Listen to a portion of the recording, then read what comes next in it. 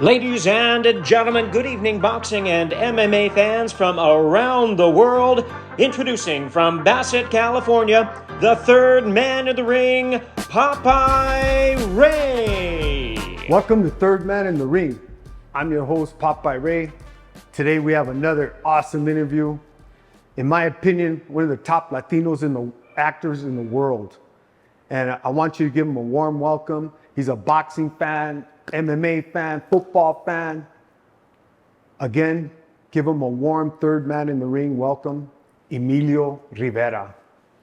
What's going on, Popeye? Good to see you, homeboy. Thank you for having me. Huh? Awesome, bro. Sit down, all this. Thank you for opening up your house to us. Of course, brother. It's a funny story. When you say Emilio Rivera, that really sounds like a big time actor name, which he has become a big time actor. We've all seen his shows, his movies. And funny story, real quick. The other day, fans have been telling me, Ray, Popeye Ray, they should make a movie about you. And I'm thinking, who should play me? And my wife, de volada, Holmes, Emilio Rivera.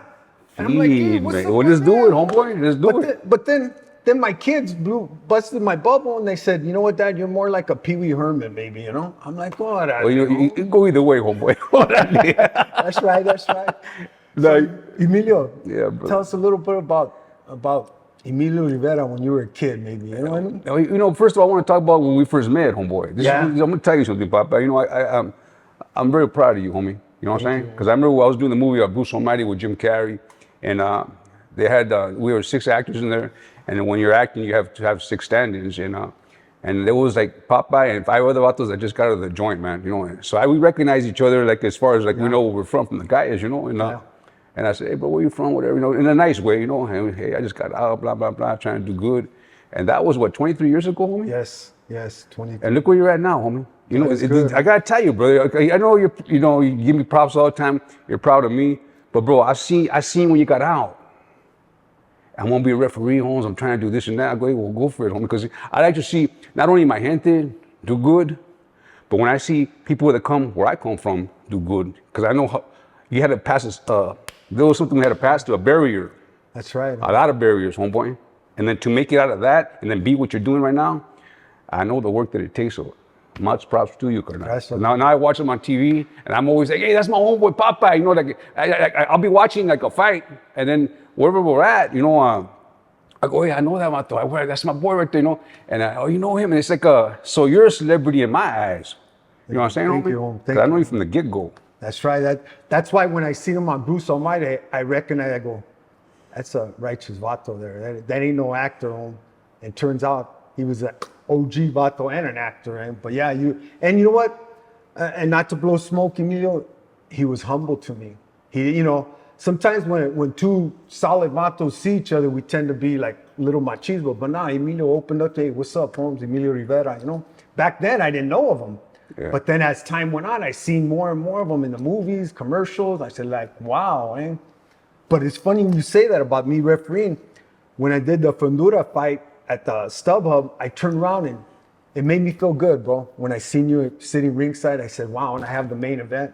Yeah. And Emilio told me, hey, gave me thumbs up. That was. Well, it was cool because we came into the back, to the hallway where the boxers come in through, in the tunnels. And I'm walking to the tunnel with my people. And I look in there and you're there giving the orders, bro. You know what I'm saying? That was sweet, man. And so, it just is a full circle, Ray. And the thing is, you stay good, you be good, treat the gente right, and it's going to be good, brother. And look where we're at right now, homie. This is where I say, you know what, Raza? Sometimes there's a lot of hate with other Raza. When you see another Raza doing good, man, give them praise, bro. Give them praise. Because you know what? When we hate on each other, we're just keeping each other down, But this is what my third man in the ring is all about: positivity, good stories. And Emilio, again, bro, tell us a little bit about how you came up in acting, how it came to be, how you came to be here, brother. First of all, I was born in Texas. When I was a kid, we were 4 years old, moved out this way, and we moved into the barrio. I lived in the same barrio for like 40 years, Holmes. On the same block actually. And but I got sidetracked with with the gangs and the drugs and the women, how that goes, homie. And then, so I went sideways for a long time, and I had a lot of potential to do a lot of stuff. the sports was my thing. I wasn't the smartest guy, but I was good, athletic wise, my hand wise, and but I went with the drugs and stuff, man, and I let a lot of people down. Cause a lot of people, I was gonna be the one that's gonna help a few of us out, but that the drugs got a hold of me, carnal, and I ran with them for about 11, 12 years, and I got clean when I was 29 years old. I was 29 years old. I got clean. Man. Yeah, God bless, bro. And then, but I had to always see, instead of going to jail, they had diversion programs. You go see this guy over here for 10 visits, and these rest, Yeah. So I got to see a lot of those people over the years, and then this last time around, I was really losing my mind, and he goes, "Hey man, what's the most happiest moment in your life?" And I was always a great athlete, so I always hit that home run when we needed it. Yeah. I struck out that guy when I needed to, so I had those moments. But I remember when I was 8 years old, Holmes, I was doing a play called Rumpelstiltskin, and see, I stuttered, I still stutter, but back then I stuttered like like that, homie. Heavy, and they heavy, bro, like back speech impediment. And in our days, they used to like consider that like special kids. Yeah. They were just, Mom or dad would chin check us, eh? Always, carnal. You know what I'm saying? It was almost kind of. I love you. No. It was almost like an embarrassment. Like when we'd go somewhere, like to the family, whatever, they say, "Hey, don't talk." Yeah. It's kind of because it was embarrassing to the familia. Saying like, "Oh, you don't want to hear them talk," because then you sound like kind of like, not that there's nothing wrong.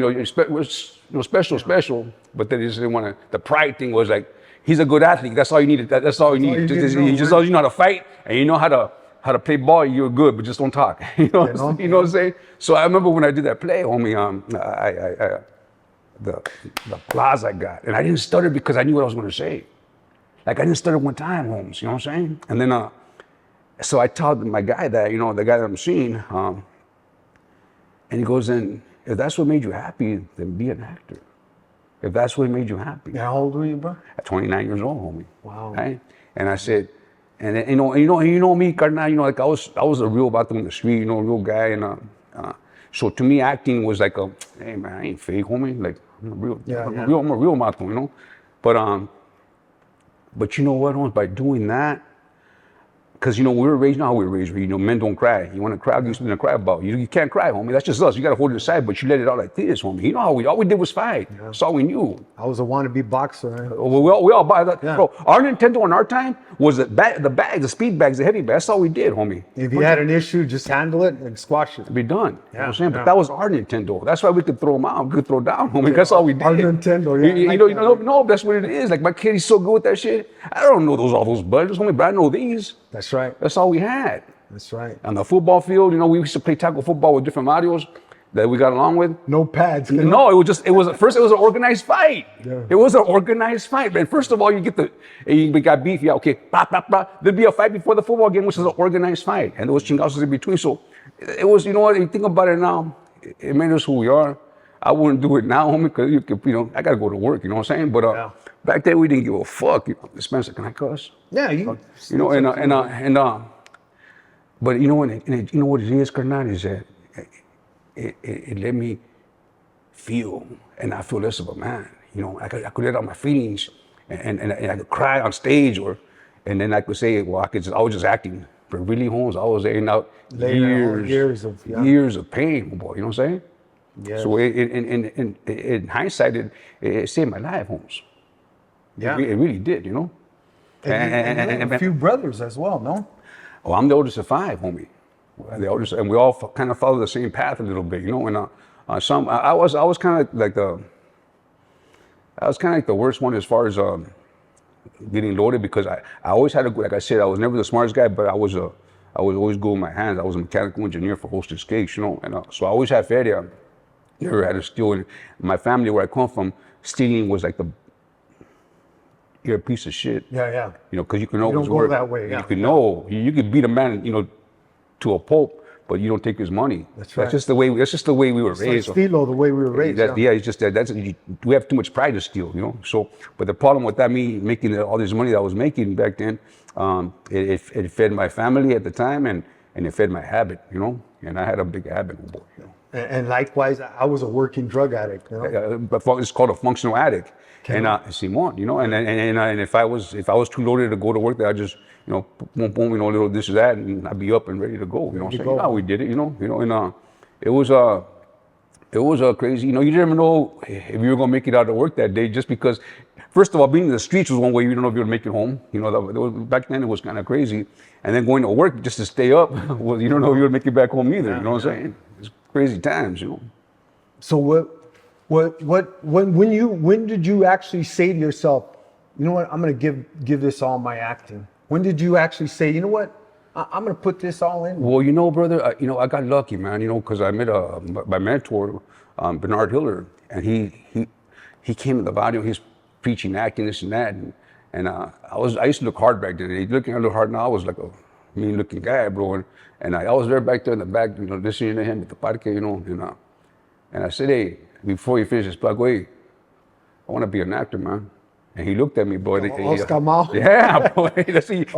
He tells a story now because he's a famous guy now, and he goes, I go, what am I going to do with this guy? He goes, but I was kind of, he said, if I don't help this guy, nobody's going to help him.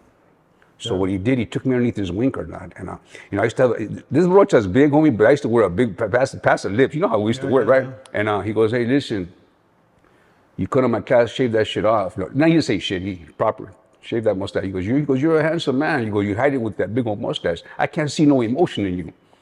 And I go, well, I ain't got no emotion. I'm trying to be all hard and shit, right?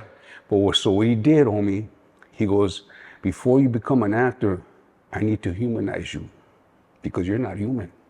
He goes, everything you learned was wrong. And I was very defensive. I go, what are you talking about? This you don't know. Check yourself. Yeah, you be talking to. But I already paid the money, homie, so and I wasn't going to get the money back. So I'm trying to follow the program, you know? And no money back there. That kind of shit, you know what I mean? So, you know, so I came back the next day, next week it was trimmed. And he goes, hey, man, I told you to shave it off. And I came back again, I trimmed it some more. You know, I wouldn't shave it. That's my look, right? Yeah. And that's our Samson. Yeah, exactly, homie. Then on the 5th week, he said, hey, man, take that off or don't come back. So I shaved it off. And he goes, see, you can make it. I can see your expressions now. That kind of shit. You know, regardless of all that, he made me I went and studied jazz. And he made me do all the arts, homie. And only because, and then I had to call him every day and give him one, because I had no vocabulary. You know, I still had the speech impediment, plus I smoked a lot of frigos, you know, so it make it worse, you know. And so he goes, you have to, bro, it's so simple. I mean, I still study, but check this out, Holmes. He goes, think about what you're going to say before you say it, then say it.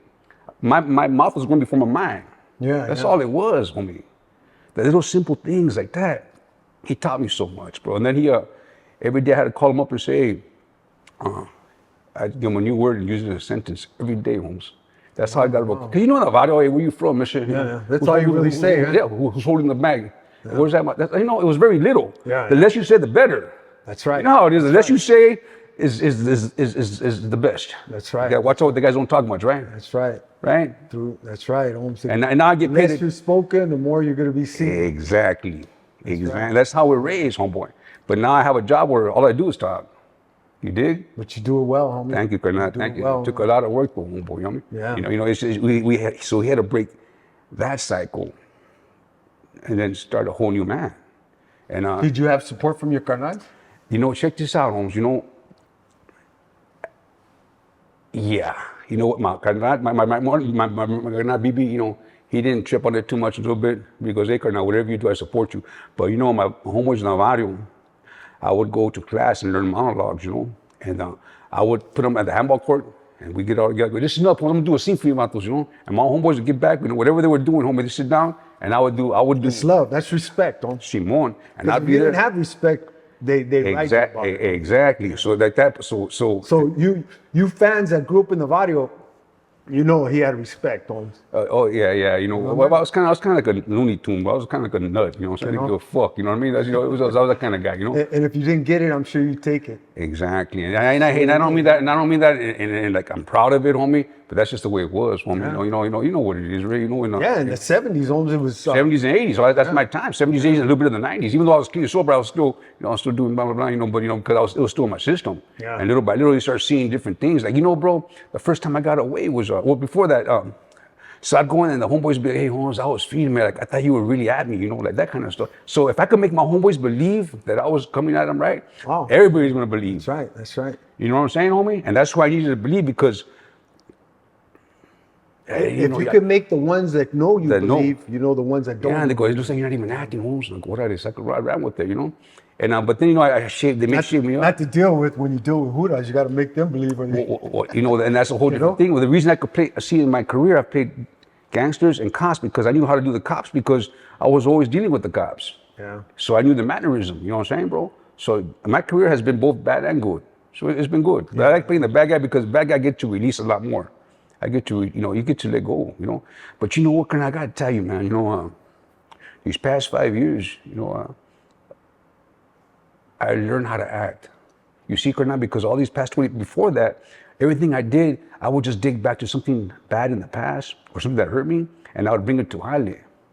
And, you know, you relive that pain, but I would relive that, Emilio? Yeah. I remember on Bruce Almighty when I was telling you, how do you get your emotions going? And you told me that exact thing. And I think about bad things in my life. Yeah, brother. And then what happens is heavy, huh? I did it for 25 years like that. And just when I started doing the Mayans, bro, I just had fun. Like, you know what? Okay, give me 5 minutes to prepare. I don't have to be there the whole day all loaded. I mean, all like in a bad way. The night before, I prepare, homie. I'll be like thinking back of something. Oh, fuck, okay, that will hit me. And then boom, I keep it for the next day until I went. And then I come out of work, I'll still be like that. No. Because you're supposed to get rid of that. You're supposed to cleanse yourself, right, Holmes? Now, I just act now. Instead of being all the time, I just act. And it'll still come. So you're constantly learning then? Yeah, So I'm still learning. learning, yeah. I just picked that up And 5 years ago. you fans seen the Mayans. We love that show, man. We love that show. I love it. Thank you, Cardinal. Thank you so much. I'm like hooked on it. And even another camarada came out in it, Mike Beltran, eh? Okay, Mike's a good dude, yeah. MMA ref, Mike Beltran. That's a good dude right there, brother, yeah. Unfortunately, my wife won't let me get a bike, so, you know, I ain't gonna play tough guy on that, eh? Thank you to HDC Construction in Ontario, California. They're a national leader in commercial construction with a proven track record of expertise in cold storage solutions and epoxy flooring. Their team works closely with you to efficiently meet all compliance standards while maintaining budget commitments and completing projects on time.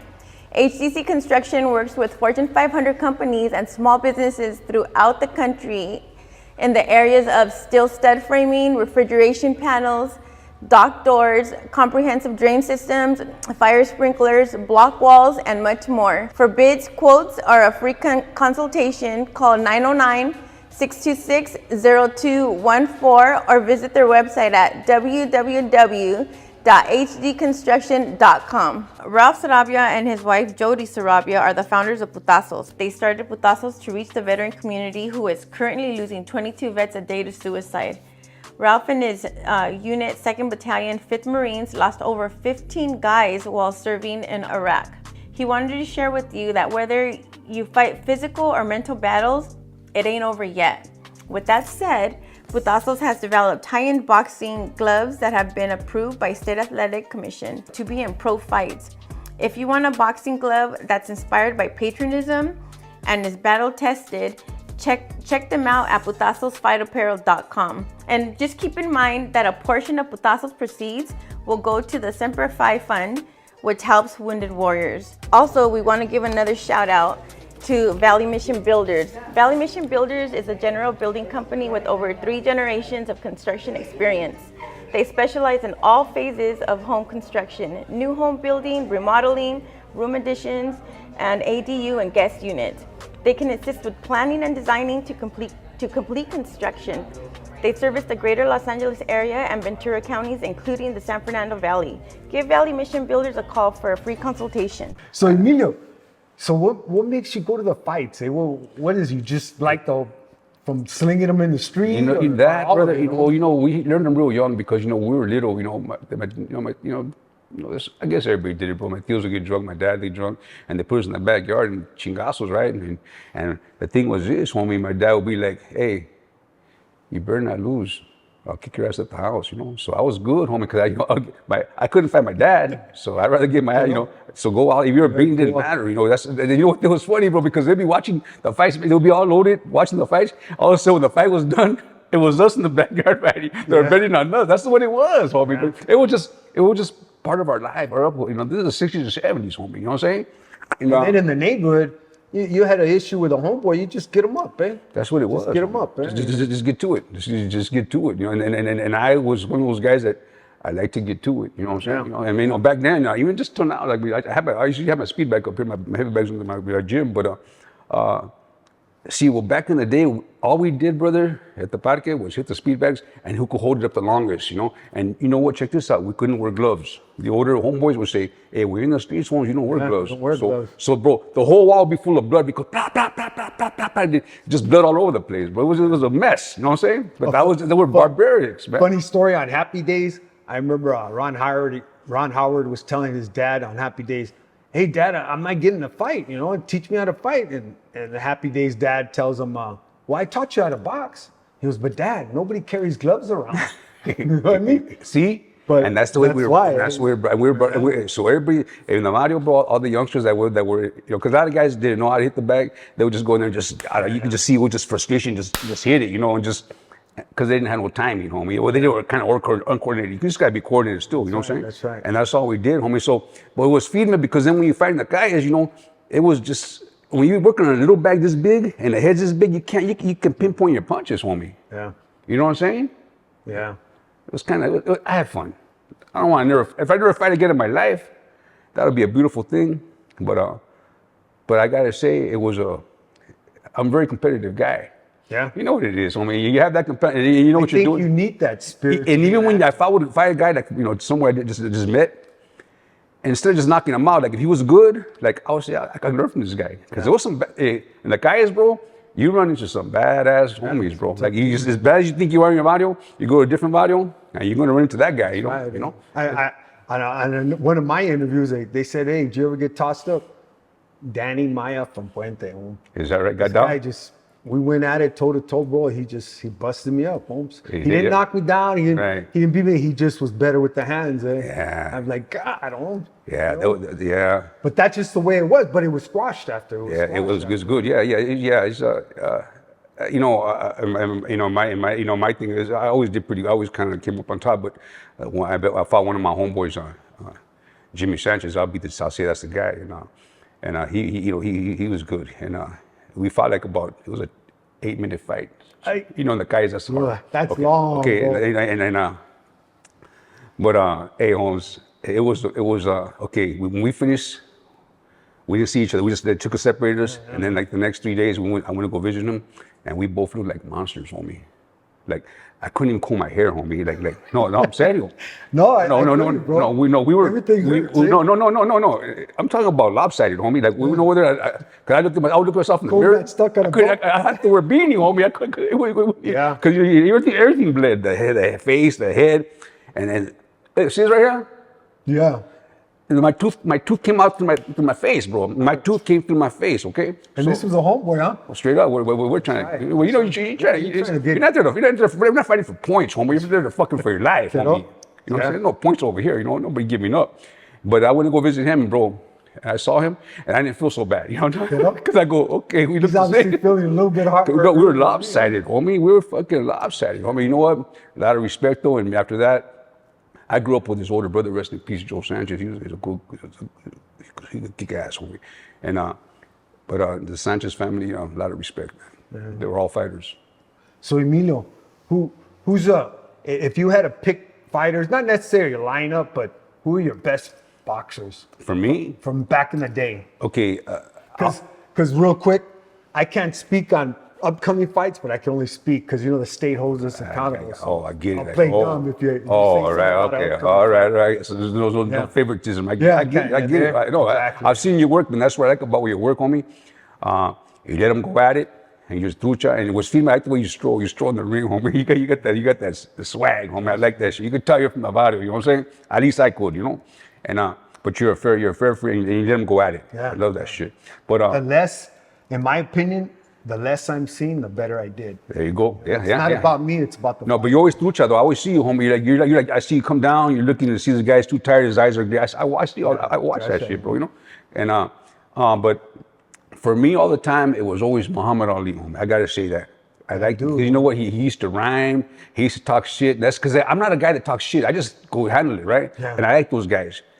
But he made it fun. He made it fun. He made you think. He made you think. Oh, he was a smart man, and he would actually do what he said. You know. Yeah. And but then when Mike Tyson came in, homie, It's a bull. that was, you know what I liked about him is that there was no showboat about him. He would just come in with his little t-shirt, take it off, and handle it. I did his ugly. little comeback, the Roy Jones. I did that fight. Oh, Roy Jones and Mike Tyson. I think if they would have went at it more, like let him go, let Mike Tyson go. I like Jones. I just love watching that guy. But I really think, to me, bro, if they would just said, "Go ahead, Mike," I think he would have knocked his blocked off on me. Oh. Easily. When he hit him once in the side, Roy Jones like, I don't want none of this. You know that already. Like nobody told this guy that it was an exhibition, eh? That's what I'm saying. If it was just a straight out brawl, Charlie, bro, yeah. he could knock your head off, bro. You see the guys that Mike Tyson took down, homie. The guy was vicious. Like when we first came out, I remember Trevor Burbick was talking, "I'm gonna school you, boy. I'm gonna school that, boy. I'm gonna give you a boxing lesson." And I felt kind of bad for Tyson, but he never looked like he was afraid. But I go, man, and that guy was a big dude, right? He was a champion. Yeah. And I remember when that night, homie, that was to me was the most exciting fight because I was pulling for Mike. And when he knocked that guy down, the guy was falling down by himself. Holmes. He couldn't even get up. He would get up, but he would fall down by himself. Down, you know what I'm saying? And then we knew we had this is a guy. And he ran for it. I mean, it was fucked up paying for that, that $55, whatever it was for the HBO, because it was going to be done in 1 minute. Exactly. I think it only lasted a minute, a round and a half. But man, I love that guy. And I got to meet him, bro. I did a movie on next day here. Mike Epps is a good friend of his, and I got to meet him on set, bro. Mike Tyson? Simon, yeah. Yeah, he's cool gente, Holmes. He's cool gente. Any other fighters? How about Raza? Who? If you had to pick in the Raza category. You know what, brother? I'm a Oscar De La Hoya fan. I love Oscar. I'm a Vargas fan. See what it was, Chavez fan. You know what I'm saying? He was, but different things for different things. You know what I'm saying? I like Oscar because he's from the East Side. I like Fernando because he reminded me of me when I was young. Cocky. Yeah. He could handle it. I think he should just wait a little bit longer to come up. Because he was taking on everybody. Yeah. And knocking motherfuckers out, homie. Yeah, he was. So I think he always gave an exciting fight, bro. He was like, for me, it was watching somebody fighting the guy is, homie.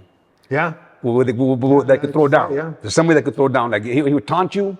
I like that shit. You know what I'm saying? And Oscar, I like Oscar because he was a bad motherfucker, but he was classy, bro. Yeah. Always classy. Like and he thanked the boxers. For the fight, that was feeding me, bro. And so I love them both for different reasons. You know what I'm saying? Because they were both badasses, bro. Yeah. And that's why I hang out with Fernando's sons right now because they're doing really good. I'm really proud of them. But Emiliano and all the sons. Emiliano got signed with Top Rank. Yeah, and what I like about him, because I've been to a few of his fights, and what happens is that after he's just a humble cat. He has the spirit of his father, but with the demeanor of Oscar. It's like really weird. You know what I mean? It's the both of them together, and I love it, man. And at one time, it was trippy. Fernando and Oscar were going at it. Before it was ugly, bro. Yeah. It was ugly. You know what I'm saying? One of my favorite fighters too was little guy Michael Carball from Arizona. Yeah. Oh, those are two good fights. There's people that don't want to quit. Yeah. And also too, I was a big Gotti fan, bro. I got to see him and Ward had some of the best fights, and I went to Atlantic City to go fight when Gotti fought Dorin, and he knocked him out with a back. I was Jesse James Leija was fighting one of my friends, Jesse Bojado. Remember, and Babyface, and guess what, homie? So Gotti was fighting Dorin, and who was in Gotti's corner, giving him direction? Ward, homie. Yeah, that was. I got to meet both of them. That's love right there, homie. Fuck yeah, because they had some wars, brother. It was just like the old school boxers back in the day, Bobby Chacon, fucking Salvador Sanchez. You know what I'm saying? Alexis Aguayo. He was a mechanic, homie. That dude. I met him 2 days prior to his death. That kind of. Oh really? Yeah, we were in Panama. Oh, wow, really? I took a picture with him. He flew back. I'm only saying what I know. Yeah. Some people say he was assassinated. Some people say he committed suicide. Right. May he rest in peace. But he was an awesome technician, like you said. He was a technician. Remember when he fought Aaron Pryor? Man, but Pryor was on that shit, homeboy. You drinking that bottle, homie. Chewing gum with no gum. You know, remember those days? Hey, I've been there, Chewing homie. gum with no gum, man. I've been there, homie. Yeah. Or climbing the fence that wasn't there, homie. Quero, yeah, that's what Cucuy does. The cuckoo, see. My little brother always used to look through his pockets. Nothing was in it, but he'd be standing there looking through his pocket. Like, Joey, what are you doing there? Yeah, brother. Yeah. Like my compadre, a wolf, you know, he said he'd be all loaded and the cops will pull up and they say, hey, close your eyes. If you can't see them, they can't see you. What I mean? Quero? That was a good one. That's a good one. Eh? Or how about when the Hudas be behind you and for whatever reason you lower the radio? Like, what was that supposed to do? But I gotta tell you, you know how I used to get away a lot of my day, homie? Is because I knew my boundary real good. I'd be running from. They were always in the guys back then, and I gotta tell you, homie, I was very athletic back then. I would always run into the trees, homes. Cause see, every time they'll pass by in the car, there'd always be like through the flashlight and looking under the cars in the car. And I'd be in the tree looking down because I could climb any more. I don't care if it had no branches, I could climb that fucking tree, homie. I was like a fucking bear, I was like, Spider-Man didn't have nothing on you? Nothing on me, homie. Yeah. That's how I got away a lot of times, homie, you know. We want to also thank our friends at Kelstar Roofing. Kelstar Roofing specializes in residential roofing, installing concrete roofing tiles, and composition asphalt shingles. They have been serving the Inland Empire for over 31 years. Call on Kelstar Roofing for all of your roofing needs. Thank our friends at CJ Smiles. CJ Smiles is an organization that supports families dealing with childhood cancer by providing financial support and gifts with the hope of putting a smile to children with fighting cancer. CJ Smiles started in memory of CJ Jafasi, who was diagnosed with rhabdomyosarcoma in 2019. CJ loved to laugh, tell jokes, play soccer, and video games. He had the best smile. For 2.5 years, he battled cancer with chemotherapy, radiation, multiple procedures, extensive hospital stays, and had relapsed twice. CJ gained his angel wings at the age of 10 years old. This sponsor, when it came in, it pulled some heartstrings, I have to admit. I'm an oncology nurse, and this one hit home. So again, it pulled my heartstrings, and I really want to thank you guys for your support and what you do in the community. Anything you want to say to the fans before we go? Hey, you know what? I want to thank you, man. I want to thank you so much for the support over the years. You know, everywhere I go, you guys give me so much love right now. It's like, and anytime you see me, you hit me up for a picture. I don't give a fuck. You hit me up because you know what? It's part of the game. It's part of. Without you guys, there ain't no me. You dig what I'm saying? Yeah. So you don't ever be siding up people. Oh, I don't want to be the guy. Be that guy. Be that girl. It don't matter. It's a picture, man. But I'm asking fans, be respectful though. Be respectful. Be respectful. You know, don't do when I'm eating. I like to eat my food cold. More. You know, that's the only time. But other than that, we're good. But you know, and the deal is this: support the raza. Let me tell you something. When I first got in the game, I was not welcome too good, you know. And I felt kind of weird because I thought that we were supposed to help each other. It didn't happen anyway, regardless.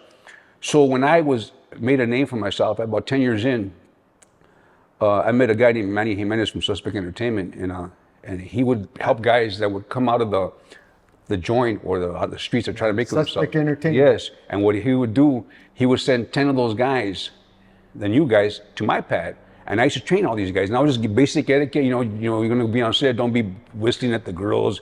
All about respect. Don't be gangbanging. No, and we're all there together. And you know what's funny, bro, is that the acting thing has brought so many different colors together. Yeah. Because we're all, you know, at the end of the day, bro, we just want to be loved. We want to get along. It's just that sometimes that street name separates you. And sometimes you'll meet guys that you're like better than the guys you grew up with. You dig what I'm saying, Carnal? You know what I'm saying? So you know what? Just give everybody a chance. No more fighting, man. If we could stop that today, it would be the most beautiful thing. Because believe me, I was the guy that liked to fight.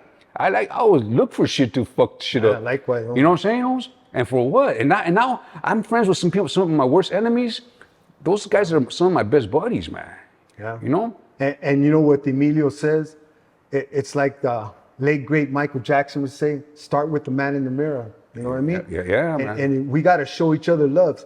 And you know what? Support, guys. Support, yeah. Don't be haters, you know, be positive. You see somebody coming up, raza, and even if it ain't raza, work hard to get it. You know, I have 7 children, and I teach my kids the same thing. Don't be haters, man. And this is why I've always said, I dig it the way Emilio, I met him, 23 years ago? And you know what? He showed me love, man. And I just got out of the joint where most of the time it's like, you know, you're going to come up to me first. And he did come up to me, and that showed me a lot. Like, hey, this guy's humble, you know, and he didn't have to, you know what I mean? I recognize. So I recognize you. I recognize me and you, and vice versa. You know what I'm saying? You know what I'm saying? And you know, and I gotta tell you, man, not because we're from the guys or from the zone, whatever. Just show love to everybody. And I bring up my boy to show nothing but love. You know what I'm saying, bro? It's too easy. I've learned that it's just easier to smile. So check this out, Holmes. So after a while, like about the 10 years in, I was always that guy. Like I was always trucha, right? Like you know, I was still that 3-second rule in effect. You know what I'm saying, bro? You looked at me too long. I said, "What are you looking at?" Right? So you know what I'm saying? And, you know, and that was me, homie, like an idiot, right? And I remember I already had been doing this 10 years, and there was a big movie that came out, and I was shopping at Home Depot, whatever, right? And these 3 cholos were passing by, and every aisle I went to, they were there, homie, right? Like from the distance, I could see peripheral vision, right? And then you felt it was gonna happen. Oh, I knew what was going on. So, so then I went to the screwdriver section, picked up a screwdriver real quick, and I rushed him. I said, "Hey, homie." Always a Philip too, right?